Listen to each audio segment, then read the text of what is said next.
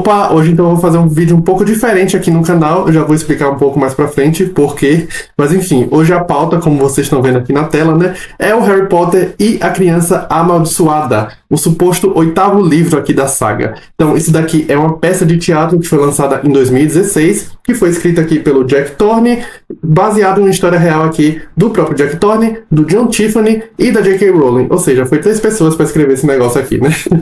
Então, isso daqui não é um romance, é um roteiro de uma peça que estreou em 2016 em Londres e que atualmente também está em cartaz em outros lugares do mundo, né? Ou já foi apresentado em outros lugares do mundo, inclusive na Broadway, em Nova York, né, nos Estados Unidos. Mas enfim, o que acontece então?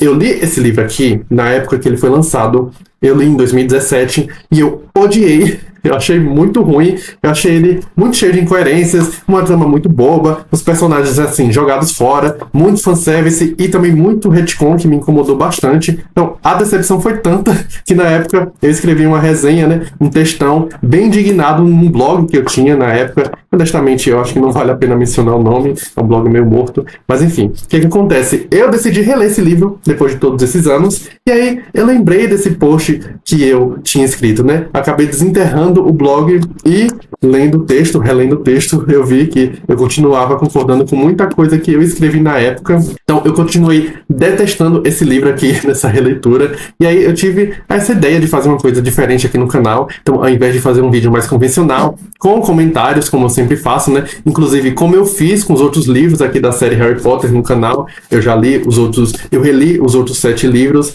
e eu fiz vídeos para cada um deles. Inclusive, se você tiver interesse, vou deixar linkado aqui embaixo uma playlist. Mas enfim, como eu tava falando, eu decidi então fazer um vídeo menos convencional. Eu decidi fazer um vídeo reagindo a esse meu texto de 2017 aqui sobre o Criança Amaldiçoada. Então eu vou reler esse texto, eu vou comentando ponto a ponto, talvez concordando, discordando, explicando melhor algumas coisas que eu apresentei, né? Então, antes de começar aqui o vídeo, deixa eu só dar uma breve sinopse aqui sobre a história, o que a gente vai encontrar no Criança Amaldiçoada, afinal de contas. A história se passa, então, 19 anos depois da Batalha de Hogwarts, ali no finalzinho do Relíquias da Morte, né? Então, a gente vai encontrar aqui o Harry Potter, agora um homem mais velho, ele trabalha no Ministério da Magia e é pai de 3 filhos, mas o foco aqui não vai ser o Harry Potter, e sim o Alvo Severo Potter. Gente, eu perco com esse nome. O Alvo vai ser o Alvo Severo Potter, que é o filho do meio ali do Harry. Ele vive as voltas ali com o peso do sobrenome Potter, né? Com essa pressão de ser filho do grande herói do mundo bruxo. E ele possui uma relação bem complicada ali com o próprio Harry. E aí a gente vai acompanhar essas peripécias aqui do Alvo na escola de magia e bruxaria de Hogwarts. Ele vai fazer amizade com um menino chamado Scorpio Malfoy, que é filho de ninguém mais, ninguém menos do que o próprio Draco Malfoy, que é o antigo rival do Harry ali nos tempos de escola. A partir daí, os 2 meninos, então, vão acabar se metendo em uma aventura que vai envolver ali viagem no tempo, forças das trevas, eles vão mexer com o passado e vão colocar aqui em jogo todo o legado da saga. Então é isso, gente. Eu vou reler aqui o texto que eu escrevi na época, já avisando, é um texto de 2017, ele tem spoilers e a escrita é um tanto assim, performática, meio exagerada também. Tem umas piadinhas que hoje em dia eu não sei se funcionam tanto, mas enfim, vamos lá, né? Eu acho que vai deixar até o react mais divertido. Então vamos começar aqui. Eu comecei aqui o texto. Não deve ser fácil para nenhum fic writer chegar onde o Jack Thorne chegou. O cara conseguiu fazer com que a sua história de fã fosse transformada numa superprodução teatral, aprovada e batizado pela própria J.K. Rowling. Sim, teatral, já que o tão aguardado 8º livro da saga nada mais é do que um roteiro de ensaio. E você tem que morar ou ter dinheiro para ir em Londres para ver toda a experiência do espetáculo ao vivo. O que só reitera o ditado, que diz, cuidado com o que você deseja. Gente, eu tava meio azedo, eu acho que eu tava meio frustrado aqui por não conseguir assistir isso aqui, né? Eu era muito fã na época. Mas enfim, eu começo chamando isso aqui de fanfic, o Jack Thorne de fic writer, né? Mas enfim, só explicando melhor esse ponto, eu acho que fanfic em si não é necessariamente um adjetivo ruim, né? Porque a fanfic pode ser ótima. Eu acho que o problema realmente, e isso que eu queria dizer no texto na época, é que o Criança Amaldiçoada, ele se apoia nos piores clichês de fanfic, os piores clichês desse tipo de texto. Então a gente vai ter aqui aquelas tramas bem bobinhas que parecem existir, mais uma vez, só para satisfazer as vontades e as fantasias de fãs. E aí vai entrar também o negócio do fanservice aqui nesse livro, né? que foi uma coisa que também mencionei no vídeo que eu fiz sobre o último livro dos Jogos Vorazes, O Amanhecer na Colheita, a coisa do fanservice. Então, realmente, quando uma obra ela deixa de ser uma história autêntica, independente, e passa a funcionar unicamente como uma resposta direta às expectativas do fandom, eu acho que aí mora o problema. E claramente o Criança Amaldiçoada, ele está nesse espectro. Ele é uma obra de fanservice. Não que isso seja necessariamente uma coisa ruim, mas em dado momento é sim uma coisa ruim. O maior problema de chamar isso aqui de 8º capítulo do Harry Potter é porque toda a premissa, toda essa estrutura, todo esse propósito aqui da peça, ela parece ir contra elementos muito centrais da série original. Então é uma peça que soa o tempo todo consciente das estruturas criadas lá pela J.K. Rowling na série original, e ela tenta de uma forma muito forçada reproduzir essas estruturas. Então essa ideia de explorar uma relação disfuncional entre pai e filho, ela poderia até render um roteiro muito interessante. A gente tem toda a questão do alvo lá na escola de Hogwarts ser selecionado para a Casa de Sonserina, então rompendo essa tradição, rompendo essa expectativa de que toda a família dele, né, inclusive o próprio Harry Potter, o pai dele, era um herói da Grifinória. Então eu acho tudo isso muito interessante. Só que, mais uma vez, esse enredo aqui inteiro, ele parece operar nessa lógica da imitação do arremedo. E aí eu coloquei aqui no final, né, que só reitero o ditado que diz: cuidado com o que você deseja. Eu acho que eu tava querendo falar sobre essa vontade dos fãs de ter um novo livro do Harry Potter, né? Mas enfim, vamos seguir aqui com o texto.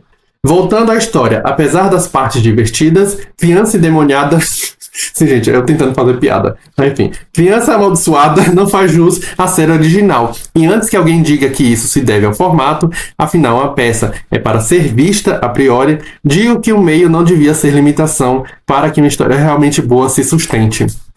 Então, realmente isso não tem nem o que comentar, né? O problema não é ser uma peça. Se fosse isso, né, Shakespeare não estava aí para provar que o roteiro de teatro também pode ser literatura, né? Não só Shakespeare, como Chekhov, Nelson Rodrigues, enfim, o problema realmente aqui no Criança Amaldiçoada é estrutural. E talvez seja até uma comparação meio descabida, porque, né, a base ali no Shakespeare, no Chekhov, no Nelson Rodrigues, enfim, a base dessas peças, são realmente o texto, o diálogo, essa força, né, literária, verbal. E aqui, no Criança Amaldiçoada, a gente está lendo uma história que se apoia muito no visual. Então a gente tem grandes cenas ali de batalha, de magia, que envolve os efeitos visuais. Mas reforçando isso que eu falei em 2017, né, eu acho que uma história boa, ela se sustenta independentemente da mídia, né? Que não é o caso aqui do Criança Amaldiçoada.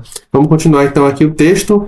Como é que eu falei? Os daddy issues sofridos por Draco em relação ao seu paizinho platinado, Lúcio Malfoy, lá na série original, e que Harry sempre fez tanta questão de jogar na cara dele, agora existem entre ele e seu filho-alvo. O jogo virou. Karma is not a liar. Oh, gente, pelo amor de Deus. Enfim... As fofocas que movimentam os grupos no WhatsApp do mundo bruxo, enfim, as fofocas dão conta de que o Scorpion, na verdade, não é filho de Draco, mas sim de Lord Voldemort, provando assim que os bruxos têm lido muitas fanfics da Cassandra Clare.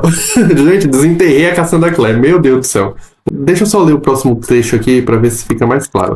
E se o visionarismo de Clare, que entre outras coisas defendia que Draco e Hermione eram apaixonados, assustava a parcela sensata do fandom na época dos fóruns de discussão, aguardem até ver os retcons que o Jack Thorne preparou aqui.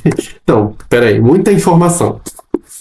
Só para dar um pouco de contexto, então, a Cassandra Clare, ela é uma autora hoje muito renomada, da fantasia e tudo mais, muito famosa, só que ela começou a carreira dela como escritora de fanfics do Harry Potter. Ela ficou muito conhecida ali no fandom do Harry Potter pelas fanfics que ela escrevia e tudo mais, e aí existia essa polêmica, porque ela tinha a sua própria, digamos assim, a sua própria versão ali de alguns pareamentos amorosos. Ela defendia que o Draco e a Hermione eram apaixonados, então toda a questão ali do bullying que o Draco fazia com a Hermione por ela ser nascida trouxa, né? Na verdade era uma tensão romântica, sexual, enfim. Eu acho que o que eu quis dizer nesse texto é justamente isso. A gente tinha uma Cassandra Clare lá inventando as coisas meio nada a ver. Prepare-se para uma versão oficial de teorias de fãs que também são um pouco discutíveis. E toda essa parte de filho de Voldemort, gente, isso daí eram teorias que eram muito discutidas nos fóruns na internet e tudo mais. A J.K. Rowling, ela meio que descartava tudo isso, ia ficar muito Star Wars. Mas, ai gente, esse negócio de filho de Voldemort é um negócio tão cansativo. Eu vou falar mais disso pro final, a gente vai ter negócio aqui envolvendo filho de Voldemort na peça, mas enfim, vamos seguir aqui com o texto, né? Então, só falando também essa coisa do retcon. Pra quem não conhece, não se lembra, retcon ela seria, digamos assim, informações que contrariam o que já foi estabelecido na saga original, na mitologia criada anteriormente. Então, o retcon, ele é meio que conhecido como uma muleta para quando um autor ele quer introduzir alguma nova ideia, alguma nova coisa, ele introduz, inventa uma nova informação para justificar porque aquela mitologia está sendo alterada. Digamos assim, é um furo na mitologia, mas aí eu invento informação nova para justificar aquilo e acaba ficando muito ruim porque sempre parece muito forçado. Então o retcon ele tem essa carga mais pejorativa porque ele seria basicamente o que é chamado, não sei, uma escrita preguiçosa. Ou seja, eu vou inventar aqui um negócio contrariando uma coisa que já foi bem estabelecida anteriormente na saga original, para eu poder fazer uma nova história aqui, para eu poder facilitar a minha vida, para eu poder, enfim, caminhar com a trama. E é isso que a gente vai ter aqui no Criança Amaldiçoada, né? Informações que contrariam o que foi estabelecido ali na saga original, e são retcons, assim, bem absurdos, bem forçados mesmo. A gente vai ter um negócio aqui do vira-tempo. Eu acho que eu vou falar disso aqui mais pra frente no texto. Então vamos seguir aqui com o texto. Eu parei nessa parte aqui, né? Alguns personagens têm participações tão insignificantes que não dá pra pensar em outro motivo para a inserção deles na história que não o de cota de nostalgia. Parece que eles vão fazendo filinha pra aparecerem em cena, arrancarem suspiros nostálgicos dos fãs e depois darem tchau. Realmente, o Jack Thorne ele dá um jeito de botar quase todo mundo aqui da saga original, mesmo que essas pessoas não tenham participação efetiva nenhuma. É realmente uma coisa assim, participação de luxo. Vamos mostrar aqui essa pessoa, que é pro povo, enfim, ficar feliz e tudo mais. Não tem muita justificativa para vários dos personagens que aparecem aqui no Criança Amaldiçoada aparecerem, né? Eles não têm peso nenhum na trama. Mesmo que... Peraí, ai meu Deus, eu não ajeitei direito a câmera, agora vai ficar na frente do texto, gente. É a primeira vez, como eu falei, que eu tô gravando assim. Primeira vez não, eu já fiz um vídeo anteriormente assim, mas não envolvia um texto que eu tinha que ler, então, enfim. Mas deixa eu me ajeitar aqui. Então, mesmo que a história se passe num período pós-guerra, onde o mundo da magia, evidentemente, já está bem mais estável, é difícil imaginar que o chefe da execução das leis da magia, como Harry Potter, esse é o carro que o Harry Potter está ocupando aqui, né? Ele é chefe da execução das leis da magia. Uhul! Por que eu botei uhul? Ai, meu Deus do céu. Enfim, é difícil imaginar também que uma funk ministra da magia como Hermione Granger... Uhul! Enfim. Harry agora é chefe da execução das leis da magia, Hermione é ministra da magia, gente, pelo amor de Deus, né? Enfim, é difícil imaginar que, né, esses dois personagens com esses cargos tão importantes teriam tanto tempo livre para ficar tramitando tão ativamente pelos problemas escolares dos filhos. Gente, toda hora esse povo aparece lá em Hogwarts. Toda hora eles aparecem lá para dar uma bronca, para explicar o negócio e para se resolver ali com os filhos. A gente não tinha isso na série original, os pais aparecendo lá na escola pra dar bronca. Enfim, continuar aqui com o texto. Próximo parágrafo, então. O mesmo vale para Minerva McGonagall, diretora de Hogwarts, a Minerva agora é diretora, né? Que demonstra muita boa vontade para se envolver nos perrengues corriqueiros de alunos. Problemas estes que deveriam ser responsabilidade dos diretores das casas, que nem dão as caras por aqui. Enfim, uma das incoerências que eu achei na época da história. Eu não sei porque a Minerva ficava aparecendo tanto, se envolvendo tanto. Será que não tinha outra coisa melhor para fazer, gente? Diretora da escola.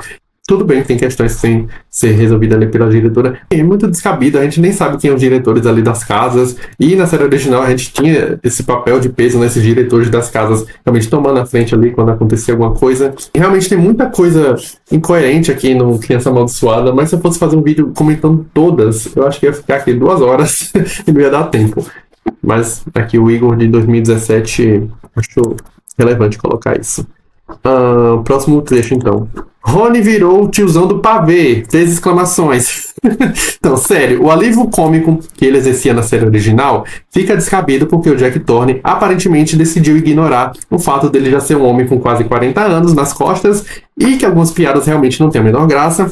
Era de se esperar que Rony pelo menos tivesse aprimorado seu timing cômico. Então, aqui dói muito. O Rony ele sempre foi engraçado, ele era um alívio cômico ali do trio, né? Mas ele também era muito leal, muito corajoso. Ele era um personagem que tinha camadas e tinha complexidade, né? Nessa peça ele vai virar aqui o tiozão do churrasco, fica fazendo essas piadas assim meio fora de hora, ele parece um tanto imaturo ali pra idade dele. O negócio aqui no Criança Amaldiçoada é que, como eu falei, ela é uma peça que realmente ela parece estar o tempo inteiro tentando corresponder a essas estruturas da história original, mesmo que ela contrarie completamente essas estruturas. E aí, esses personagens que eu também mencionei que ficam aparecendo sem muito propósito, esses acenos nostálgicos que essa peça toda hora fica fazendo, né? Isso deixa todos os personagens como se fosse uma sombra deles mesmos. Então, eles estão ali meio que fazendo um cosplay deles mesmos na série original. Mas, enfim, realmente parece que o Jack Thorne, ele entendeu muito superficialmente aqui as coisas e o que tornava aqueles personagens carismáticos, o que torna uma trama interessante. Enfim, vamos seguir aqui com esses comentários. Acho que tá quase acabando esse texto. Próximo comentário, então, é: fiquei curioso para saber como que a produção faz algumas transições de cenários e efeitos especiais descritos aqui. Então, realmente, como eu falei, é uma série que se apoia muito nesse apelo audiovisual, né? Ela é uma peça que tem muitos efeitos visuais, então tem cenas de batalha, tem cenas de magia acontecendo, de transição, de viagem no tempo. Então, eu nunca assisti essa peça, não sei se ela tem no YouTube, imagino que tenha, mas enfim, eu nunca assisti. Então eu fiquei curioso para saber como essas coisas eram feitas ali num palco de teatro, né? Imagino que seja uma coisa realmente grandiosa. Enfim, deve ser interessante de assistir. Próximo trecho, então. Agora o negócio vai ficar mais polêmico aqui. Queerbaiting descarado. Thorne sugere mais de uma vez uma pontinha de homoafetividade na amizade colorida de Alvo e Scorpio. Só que, como que pra soprar, ele vai metendo momentos totalmente inorgânicos em que Alvo se demonstra atraído por Delphi, faltou uma vírgula ali, e Scorpio por Rosa Weasley. E estes nunca funcionam. Vou até tomar uma água aqui, peraí. Essa peça aqui, ela vai construir a amizade entre o Alvo e o Scorpio Malfoy com muita química, uma química que vai beirar então uma história de amor mesmo, né? Então são dois meninos que são marcados pela pressão dos sobrenomes deles, eles carregam a rivalidade herdada ali pelos pais dele, né? Pelo Draco, pelo Harry. Então seria quase que um Romeu e Julieta aqui bruxo. Então, eles são de famílias inimigas e acabam se aproximando e se tornando grandes amigos. Mas, ao invés de assumir essa possibilidade de uma forma muito frontal, o texto ele acaba recuando essa possibilidade dessa homoafetividade, dessa coisa que é reforçada o tempo inteiro nesse texto, de que eles, digamos assim, poderia ter algo a mais ali entre o Alvo e o Scorpio. Então, só para explicar aqui, o queerbaiting, ela seria essa estratégia que é muito usada no entretenimento, que é quando roteiristas, produtores, enfim, insinuam uma tensão romântica ou sexual entre personagens do mesmo gênero. Então, essa tensão, essa insinuação, ela seria usada unicamente para atrair ali a atenção do público LGBTQIA+, só que sem nunca assumir de fato essa relação, assumir de fato essa tensão, assumir de fato essa atração, esse termo queerbait, né, que seria uma isca queer. O que acontece? Eles jogam essa isca para atrair esse público, só que eles nunca assumem isso, justamente para não desagradar ali a parcela conservadora da audiência. Enfim, isso aqui, na minha opinião, fica muito claro aqui no Criança Amaldiçoada. Por quê? Diferente da amizade ali que a gente tinha entre o Harry e o Rony, por exemplo, que é uma amizade que vai amadurecendo ao longo da série e tem altos e baixos, tem toda uma questão ali entre eles dois. Só que isso nunca é escrito nos livros como se fosse uma relação romântica, né? A gente não fica pensando que o Harry e o Rony, na verdade, são apaixonados. Ao contrário do que acontece aqui com o Alvo e o Scorpio. Porque há indícios muito explícitos de que tem algo a mais ali. A gente tem momentos de tensão ali que beira essa tensão romântica, sexual. A gente tem quase flertes entre os dois. Só que para não ir muito além disso, né, a peça ela vai jogando interesses heterossexuais, né, tanto de um para outro, que ficam muito forçados ali no meio do caminho, né? Então não é uma coisa tão desenvolvida, não é uma coisa tão autêntica, não é uma coisa tão orgânica. Quando, por exemplo, a gente tem o Alvo ali, meio apaixonadinho pela Delphi, ou o Scorpio, meio apaixonadinho ali pela Rose Weasley, fica muito forçado mesmo. Fica muito claro que é feito para abafar qualquer sugestão mais homoafetiva que a amizade entre o Alvo e o Scorpio possam sugerir, né? Então, assim, é uma questão que eu trouxe aqui em 2017, que também ficou muito evidente aqui nessa releitura. Vamos seguir aqui com o texto. O retcon do vira-tempo, que anteriormente possibilitava que seu portador retornasse somente 5 horas no tempo no máximo e que nessa história pode retornar décadas, é realmente difícil de engolir. Gente, isso daqui pra mim é o maior ponto de forçação aqui dessa peça. Esse negócio do vira-tempo, que eles voltam 20, 30, 40 anos, sei lá, no tempo, que anteriormente só dava pra voltar 5 horas. Eu não sei de onde eu tirei essa informação. Eu acho que tem alguma informação que a J.K. Rowling soltou, ou alguma enciclopédia, não sei de onde eu tirei. Mas enfim, realmente não dava pra voltar mais do que horas na série original, né? E aqui o Alvo e o Scorpio, eles vão voltar 20, 30, 40 anos no tempo. Que a J.K. Rowling vai construir uma dinâmica muito interessante aqui para a questão da viagem no tempo. Mas o bom é que a J.K. Rowling, dessa forma, ela descarta até a possibilidade de futuros alternativos. Isso é um exemplo de retcon muito claro, né? Essa quebra na lógica estabelecida na saga original. Porque lá na saga original, lá no Prisioneiro de Azkaban, né, no terceiro volume, a gente tem a questão da volta no tempo, mas aí é uma coisa muito interessante que a J.K. Rowling vai fazer lá, porque ela vai colocar essa volta no tempo, essa experiência de volta no tempo, como se fosse um loop causal. Ou seja, quando Harry e Hermione voltam no tempo, a gente acha que eles estão voltando para salvar as pessoas, para modificar as coisas. A gente descobre que, na verdade, essa volta no tempo, ela acontece como esse paradoxo. Ou seja, eles voltando no tempo, eles só estão garantindo que as coisas aconteçam do jeito que tinham que acontecer. Eles não alteram nada. O próprio Dumbledore, se eu não me engano, vai comentar isso, que não é possível você alterar o passado, que realmente a lógica do tempo nesse universo do Harry Potter, né, até então, seria essa lógica de que as coisas são inevitáveis. Então, o que acontece tinha que acontecer e não tem nada para fazer a respeito disso. Quando eu falo dessa coisa do loop causal que a gente descobriu lá no Harry Potter Prisioneiro de Azkaban, né, é justamente isso. Quando a gente volta no tempo, a gente, na verdade, só está repetindo as coisas, só está vendo as coisas de outro ângulo. O que a gente faz nessa volta no tempo, na verdade, são ações que estão confirmando o que já era para ter acontecido. Eu sei que parece um pouco confuso, mas é justamente isso que é interessante, né? Esse paradoxo que a gente cria com isso. Pelo menos lá no Prisioneiro de Azkaban. E aí, tanto é que a J.K. Rowling, lá no Ordem da Fênix, ela faz questão de colocar uma cena ali de todo o estoque de Vira-Tempo sendo destruído ali durante a batalha do Ministério da Magia, justamente para evitar essa possibilidade, né? Então, porque qualquer um poderia falar, gente, por que vocês não voltam um tempo para fazer isso e aquilo, né? Então ela coloca essa cena no Ordem da Fênix já para descartar essa possibilidade. Falar, ó, gente, não tem mais Vira-Tempo, ninguém mais vai poder voltar no tempo para fazer mais nada, acabou. E aí a gente chega a essa volta no tempo aqui no Criança Amaldiçoada.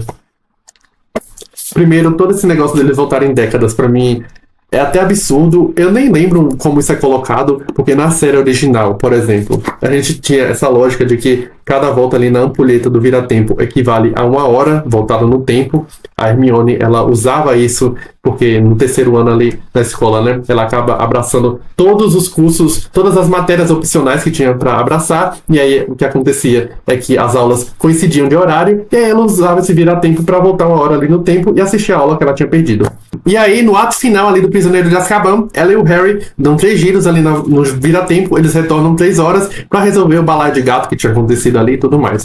Mas enfim, aqui esses meninos vão voltar, sei lá, 30, 40, 50 anos no tempo.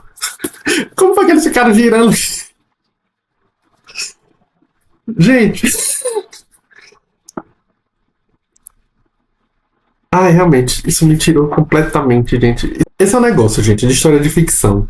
Eu acho que cada história de ficção, ela opera em um universo próprio. Então, o que é que acontece? Desde um drama contemporâneo, regionalista, drama familiar, psicológico, até uma história de fantasia, cada um estabelece regras muito próprias ali dentro dessa história. A pior coisa para um escritor causar no leitor é quando ele coloca um negócio desse e ele faz, não,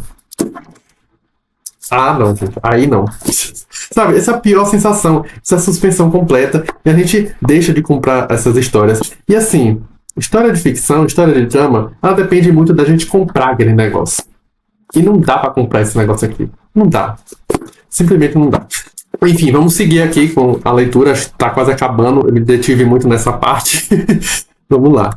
É um trecho aqui que eu separei. Acho que é um comentário irônico. É claro que eles nunca fariam a vilã, que na verdade é a filha do Voldemort com Bellatrix Lestrange, porque isso vem servindo de mote para fic writers desde que fanfics são fanfics. Sem falar que seria inacreditavelmente batido e sem um pingo de originalidade. Então, tenho péssimas notícias pra você. Sim, gente. Além do negócio do vira-tempo, a gente tem esse negócio de que, na verdade, a grande vilã aqui do Criança Amaldiçoada é a filha do Voldemort com Bellatrix Lestrange. é tanta coisa pra falar sobre isso que eu não sei nem por onde começar. Só o simples fato de imaginar o Voldemort tendo uma vida sexual me perturba demais. Nossa, tô sem energia. Ai, meu Deus do céu. O Voldemort teve uma filha com a Bellatrix Lestrange. Tá bom pra vocês? Enfim. Tomar mais uma água aqui. Quando eu descobri isso aqui na primeira vez, cara, eu fiquei muito indignado. Eu falei, não, ele não meteu essa, gente. Filha de Voldemort. E aí eu falo aqui, né, que é uma coisa muito batida, que a gente tinha isso em fanfic e tudo mais. Mas é isso aí, isso foi incorporado numa peça de milhões de dólares. Filha de Voldemort, a vilã. Ai, enfim. E a própria possibilidade do Voldemort poder produzir filhos, a gente vê que o Voldemort é um semi-humano. O próprio corpo dele, quando ele ressuscita, é resultado de magia negra fortíssima. Então, não dá nem pra enxergar o Voldemort como ser humano. Eu não sei, isso me perturba um pouco, sabia? Isso me deixa um pouco assustado. Mas enfim, vamos seguir aqui. Tá quase terminando o texto, tá, gente? A escrita do Thorne é muito boa, os diálogos são legais, mas a quantidade de vezes em que a palavra fanfic aparece nesse post não pode ser considerada saudável. Tem um negócio com fanfic, né, nessa época. Mas é aquilo que eu falei, né, gente? Não é necessariamente um problema com fanfic, mas com esses clichês que a gente atribui a fanfics, que a gente encontra aqui no Criança Amaldiçoada. Esse negócio, a escrita do Jack Thorne é muito boa? Sei não, viu? Os diálogos são bem legais, também não achei. Inclusive, as piadas, nossa, quase nada aqui funcionou pra mim, realmente. Então já tô quase concluindo aqui, né? A gente vai ter aqui. A história tem momentos fofos, engraçados, empolga num momento e outro, mas no final das contas não justifica sua existência, criativamente falando. Gente, justificar a existência também é já demais, né? Mas enfim, realmente, eu acho que nessa releitura o que ficou muito claro pra mim é que eu gosto dessa ideia de ter uma trama geracional, dessa coisa de pai passando um trauma para filho, ou então do filho que se sente muito pressionado por conta desse parentesco, né, por conta desse legado que ele tem que seguir, enfim, etc. Eu gostei muito disso. Essa ideia do filho do Harry Potter ser amigo do filho do Draco Malfoy, enfim, eu acho interessante, é bem Rei Leão. Mas todo o resto aqui realmente me tira. Eu odeio esse livro demais. É muito ruim mesmo. E aí eu vou terminar aqui o texto falando: vou fingir que Harry Potter consiste somente nos 7 livros originalmente escritos por J.K. Rowling e continuarei feliz. Nota 2 de 5. Uma nota alta ainda. Gente, se eu soubesse o que estava por vir em relação a J.K. Rowling... Se eu tivesse vir a tempo, eu tinha avisado esse Igor aí, né? Que aqui estava por vir em relação a atribuir qualquer coisa a J.K. Rowling. Esse texto é de 2017, tá, gente? Mal sabia ele. Mas é isso então, gente. Esse foi então o meu react aqui da minha resenha escrita em 2017 sobre o Harry Potter e a Criança Amaldiçoada, que eu usei como base para essa minha releitura aqui do livro. É um livro que eu continuo não gostando por esses motivos, como eu falei. Ele parece só uma sucessão de nostalgia, de arremedos, é muito consistente, muito forçado. É realmente muito ruim esse livro aqui. Gostei nada. E é isso então, se você gostou aqui do vídeo, deixa o seu like, se inscreve no canal se ainda não for inscrito, me conta aqui o que é que você acha aqui do Criança Amaldiçoada, né? Se você já leu, já releu, qual a sua opinião, se você concorda aqui que é muito forçado, ou se de repente você acabou gostando, né? Sim, vou gostar muito de saber. É isso então, gente, muito obrigado por assistir, um abraço e até a próxima.